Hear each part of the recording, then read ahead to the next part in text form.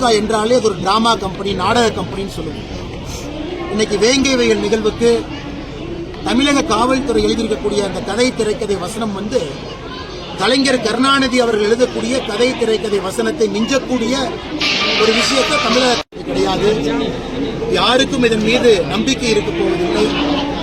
வேங்கை வயல் சம்பவம் நடந்து ஆண்டுகளை கடந்து நின்று கொண்டிருக்கின்றோம். இன்னைக்கு ஏதோ சமுதாயத்துக்குள்ள ஒரு பிரச்சனை, அதிலே ஒருவன் இந்த மாதிரி நாங்கள் கலக்க போறோம்னு பேசினாங்க, அதை செய்து காட்டுவதற்காக அவங்க செஞ்சாங்க அப்படின்னு இத்தனை நாட்கள இல்லாத ஆடியோ வீடியோ வெளியே வருது. இதையெல்லாம் திமுக அரசு நடத்தக்கூடிய ஒரு கதை திரைக்கதை வசனமாகத்தான் இந்த வேங்கை வயல்ல காவல்துறை அளித்திருக்கக்கூடிய சார்ஜ் ஷீட்டை நாங்க பார்க்கிறோம். உள்ளத்திலே உங்களுக்கு பயமில்லை என்றால் எதற்காக சிபிஐ என்கொயரியை தடுக்கிறீங்க? இன்னைக்கு கள்ளக்குறிச்சியினுடைய சாராய சாவு அந்த வழக்குல உயர்நீதிமன்றம், உச்சநீதிமன்றம் எல்லாம் சிபிஐக்கு பரிந்துரை செய்து சிபிஐ வந்துட்டாங்க. முதல் தகவல் அறிக்கையை பதிவு செய்து சிபிஐ விசாரணை ஆரம்பிச்சிட்டாங்க.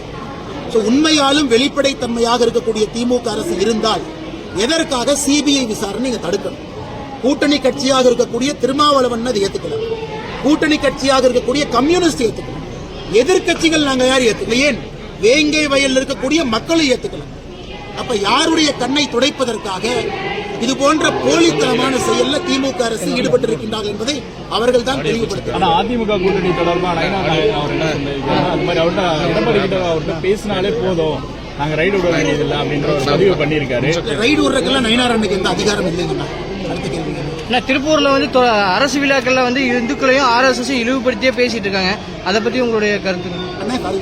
திருப்பூர் அரசு விழாக்கள் புத்தக கண்காட்சியில பாத்தீங்கன்னா காந்தியை கொண்டது RSS சொல்லிட்டு பேசியிருக்காங்க, அது எப்படி பாக்குறீங்க? இன்னைக்கு திமுகவில் உறுப்பினராக இருக்க வேண்டும் என்றால் முதல் தகுதி என்பது படிக்காம இருக்கணும். திமுக அமைச்சராக இருக்க வேண்டும் என்றால் முதல் தகுதி என்பது பொய் சொல்லணும். பெரிய அமைச்சராக இருக்க வேண்டும் என்றால் முதல் தகுதி என்பது ஊழல் செய்ய வேண்டும். இந்த மூன்று தகுதிகளும் இருக்கக்கூடிய ஒரு திமுக அமைச்சரோ, திமுகவுடைய எம்எல்ஏவோ, திமுகவுடைய மக்கள் பிரதிநிதியோ RSS தான் காந்தியை கொன்றாங்க என்று பொய் சொல்வதில் எந்த ஒரு புது விஷயத்தையும் நாம் பார்க்கிறோம். அவர்கள் பொய்யிலே பிறந்தவர்கள், ஊழல் செய்வதற்காக பிறந்தவர்கள், அடிப்படை அறிவில்லாதவர்கள்.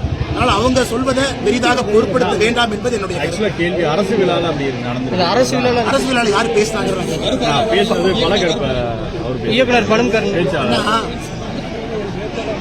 சில பேருக்கு என்னன்னாங்கன்னா சர்ச்சைக்குரிய ஒரு கருத்தை பேசிதான் மக்கள் மனதில் அவர்களை பற்றி பேசுவார்கள் என்கின்ற எண்ணம் சில பேருக்கு இருக்கு.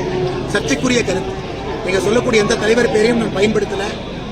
எனக்கு தமிழகத்தில் எந்த விதமான அரசியல் நடக்குதுன்னா மேடை ஏறி மைக்கு பிடிச்சு, ஏன்னா மைக் இலவசம், வாய் இலவசம், பேச்சு இலவசம். சர்ச்சைக்குரிய ரெண்டு கருத்தை பேசினா மீடியால அது ஒரு ஊரம் 10 நாளைக்கு இருக்கும். அதன் மூலமாக நமக்கு ஒரு இடம் கிடைக்குதுன்னு நம்புறாங்க.